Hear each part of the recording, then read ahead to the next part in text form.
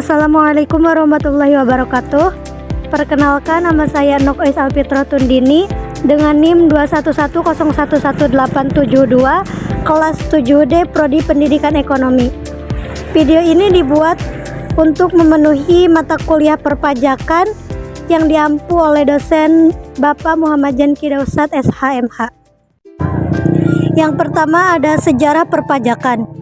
Perpajakan telah ada sejak zaman kuno sebagai salah satu bentuk kontribusi masyarakat kepada pemerintah. Pada masa Mesir kuno, pajak dikenakan dalam bentuk hasil panen atau barang. Di zaman Romawi, pajak dikenakan pada tanah, budak, hingga pendapatan.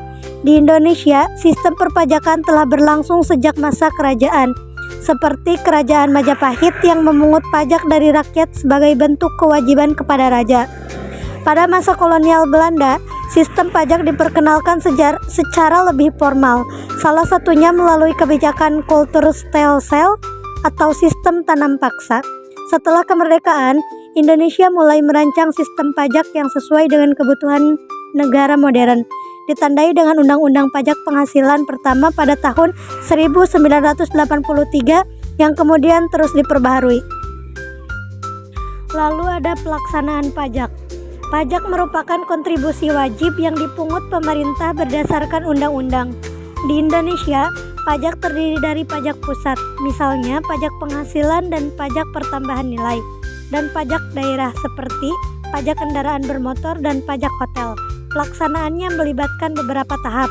Yang pertama, registrasi wajib. Setiap orang atau badan usaha wajib memiliki NPWP. Yang kedua, pelaporan pajak melalui surat pemberitahuan tahunan atau SPT. Yang ketiga, pembayaran pajak. Wajib pajak membayar sesuai ketentuan yang berlaku, baik secara online maupun offline. Yang keempat, pengawasan dan penegakan hukum. Direktorat Jenderal Pajak memuat kepatuhan dan menindak pelanggaran. Teknologi seperti e-filing dan e-billing semakin memudahkan pelaporan dan pembayaran pajak. Lalu tanggapan menurut saya, pajak adalah elemen fundamental dalam pembangunan suatu negara. Pajak menjadi sumber utama pendapatan negara yang digunakan untuk membiayai infrastruktur, pendidikan, kesehatan, dan program kesejahteraan sosial.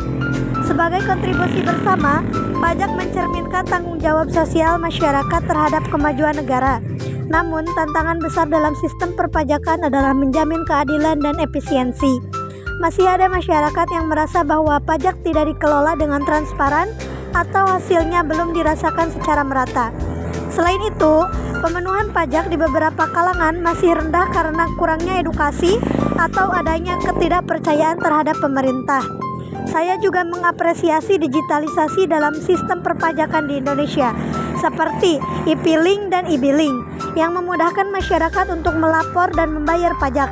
Namun, penting bagi pemerintah untuk terus meningkatkan sosialisasi, meminimalkan birokrasi, dan menindak tegak pelaku penghindaran pajak, termasuk perusahaan besar yang memanfaatkan celah hukum.